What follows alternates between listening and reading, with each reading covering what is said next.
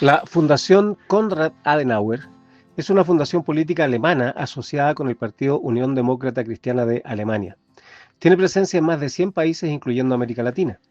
Uno de sus aliados en Latinoamérica, precisamente en Uruguay, es Diálogo Político. Diálogo Político es una plataforma para el diálogo democrático entre los influenciadores políticos sobre temas de relevancia en América Latina en base a los valores de la libertad, solidaridad y justicia. Conecta a la región con los grandes debates geoestratégicos en el mundo. El 9 de diciembre del 2024 publicó un escrito bajo el siguiente título, comillas, El poder blando de India en América Latina, de Bollywood al yoga, cierre de comillas. Un comentario acerca de la influencia de India en el mundo, llevado adelante por medio del cine, el que se identifica como Bollywood, término que es una mezcla de Bombay más Hollywood, y por otro lado el yoga. El presidente de Chile, Gabriel Boric, estuvo de visita en India luego del 30 de marzo de este año 2025, y el diario El Mercurio, en su edición del domingo 6 de abril, titula la noticia de este viaje de la siguiente manera, comillas, el blando poder de India que mueve millones y al que Chile quiere llegar, cierre de comillas. Cuando hace mención al poder blando se refiere a la influencia que los países pueden generar sobre otros países por medio de poderes que no son duros, más bien blandos.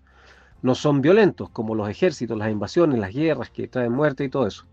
Para ello entonces podría resultar conveniente para Chile estrechar lazos con India. Chile podría ser sede en algún momento para la filmación de una película, lo que podría aumentar el turismo indio al país.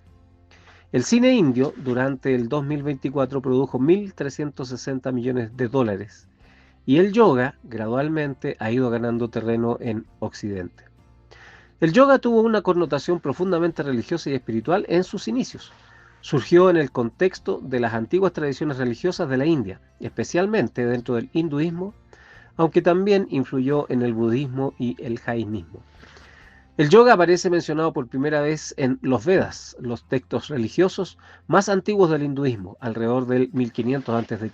En sus orígenes, el yoga no se enfocaba tanto en la salud física como en la conexión con lo divino, el autoconocimiento y la liberación del ciclo de renacimiento, samsara.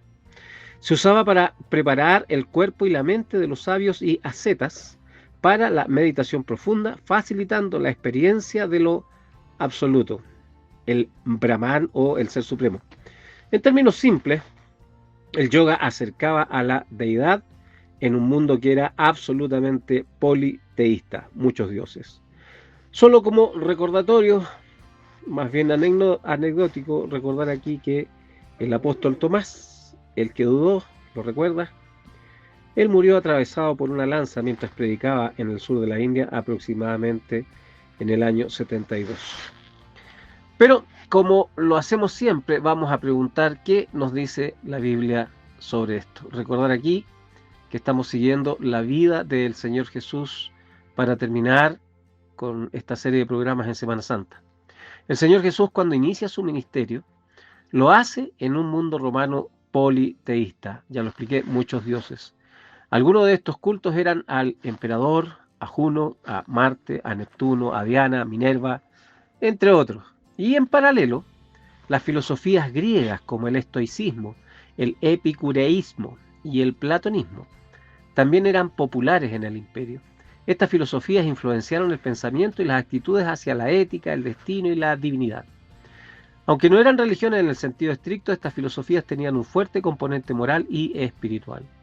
Los romanos permitían a los cautivos tener sus propios sistemas de culto siempre y cuando no amenazaran el orden del imperio.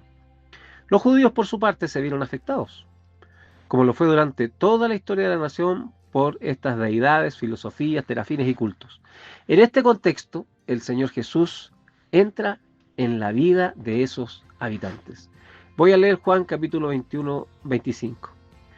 Y hay también otras muchas cosas que hizo Jesús, las cuales si se escribieran una por una, pienso que ni aún en el mundo cabrían los libros que se habrían de escribir.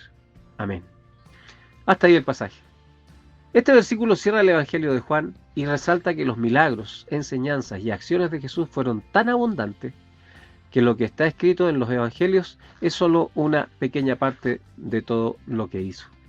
Inicio leyendo este pasaje porque, al igual que hoy lo hizo el señor Boric, salir a buscar un beneficio para nuestro país y ser influenciado por este poder blando, a saber, Bollywood del yoga, cuando el Señor entró en nuestro mundo, el escenario era el mismo.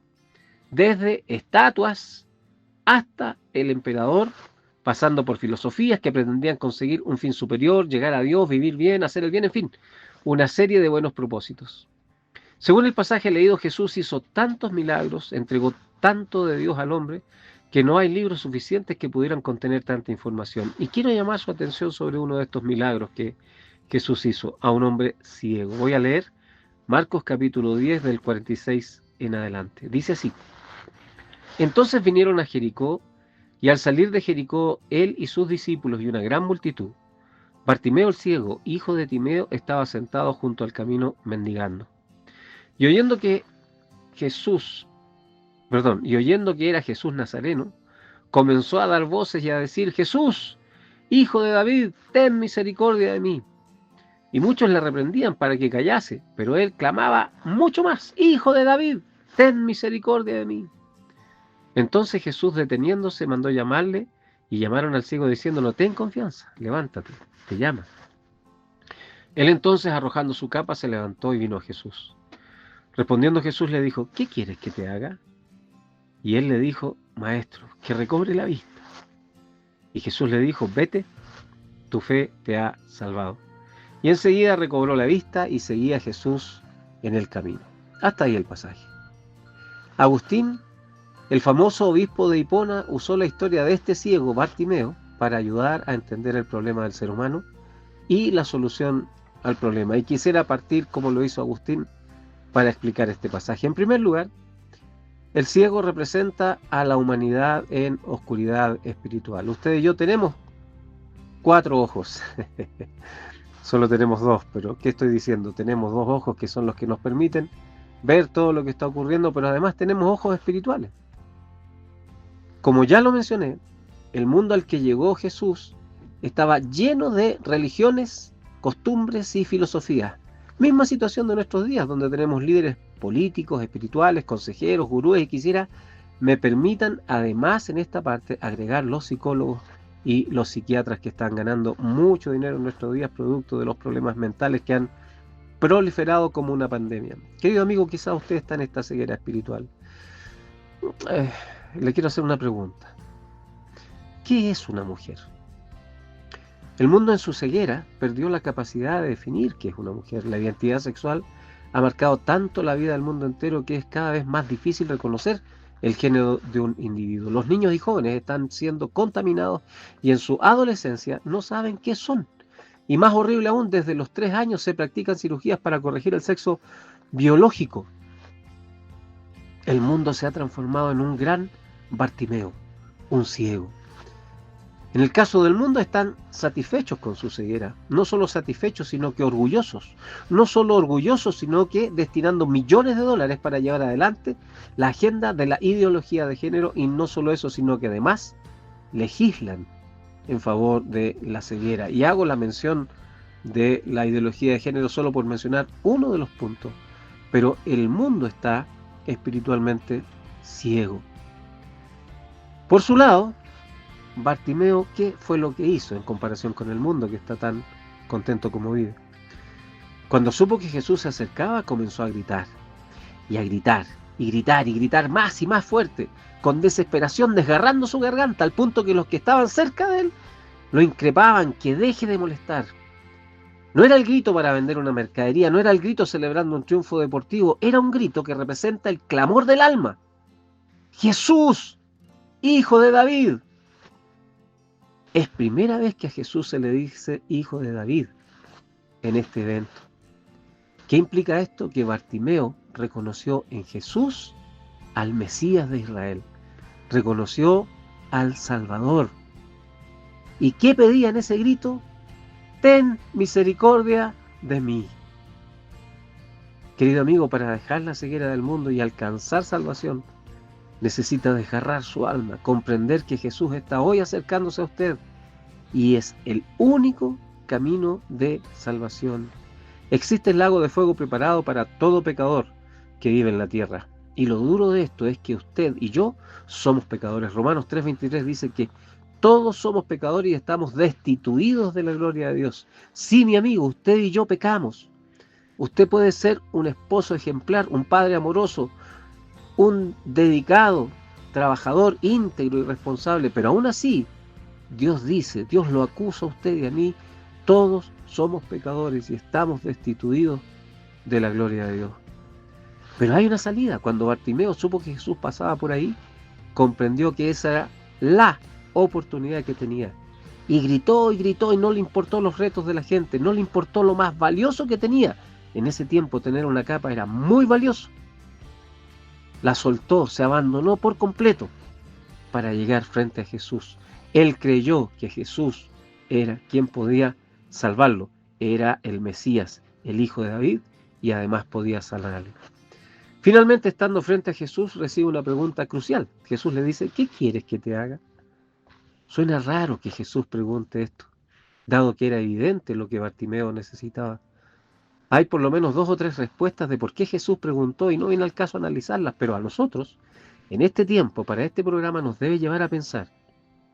Usted está parado frente a Jesús y recibe la misma pregunta. ¿Qué quieres que te haga? Tengo un compañero de trabajo que tiene la posibilidad de ser despedido y me pidió que ore a Dios por esto. Otra persona también en el trabajo me pide que ore por ella. Le acaban de avisar que tiene cáncer. Ambas son preocupaciones valiosas y dignas y atendibles. Y naturalmente el cáncer es más urgente que el trabajo. ¿Qué le pedirías a Jesús en circunstancias de este tipo? A ambas personas les hablé de su necesidad de salvación del infierno. No se vayan al lago de fuego. Les hablé de que Cristo es el único camino. Les dije, Él es el hijo de David. Él es el Mesías, el Salvador. Si usted está parado frente a Cristo, si usted es uno de ellos, uno que está por perder el trabajo o tiene un cáncer o un familiar está en esta condición y Jesús le dice, ¿qué quieres que te haga? Sin duda usted diría, sáname o cambia las cosas. En esta parte es muy importante mencionar que este ciego ya había creído en Jesús como Salvador. Se lo gritó sin temor de ninguna especie. Jesús, hijo de David, es la evidencia de que este ciego había creído en Cristo para la salvación. Eso es lo que realmente usted necesita. Aunque tenga un cáncer, aunque usted por quedarse sin trabajo, lo primero que usted debe arreglar es la eternidad. ¿Dónde pasará la eternidad? ¿Con Dios o separado de Dios en el infierno? Finalmente, Jesús responde al ciego, que era un creyente. Por supuesto, Bartimeo le dije, quiero recibir la vista. Entonces Cristo le dice, vete, tu fe te ha salvado. La palabra en griego para salvado tiene 2 connotaciones que son sanado y salvado. Dios obró el milagro de la fe que salva y el milagro de la fe que sana en este hombre. Usted debe saber que no todas las sanidades que Jesús hizo fueron de sanidad y salvación. Y quizá usted podrá decirme que Dios lo sanó de alguna enfermedad o algún familiar suyo. Y sí, Dios puede hacer eso, pero debe saber que lo primero que usted necesita, aunque tenga cáncer y o esté perdiendo el trabajo, es ser salvo del infierno. En el caso de Bartimeo, él luego de ser sano y ser salvo, según el pasaje, él seguía a Jesús. Y hay quienes creen, una tradición lo enseña, que Bartimeo ocupó algún cargo en la iglesia del primer siglo. No podemos estar seguros, sin embargo, su testimonio nos aclara lo que significa creer para salvación. Esto es importante.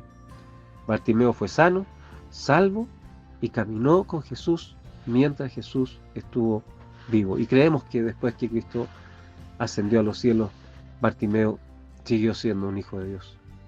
La conversión verdadera, la que salva del infierno, es la que hace de Jesús el Salvador y Señor de su vida. En otra ocasión Jesús sanó 10 leprosos, pero solo uno volvió y fue salvo.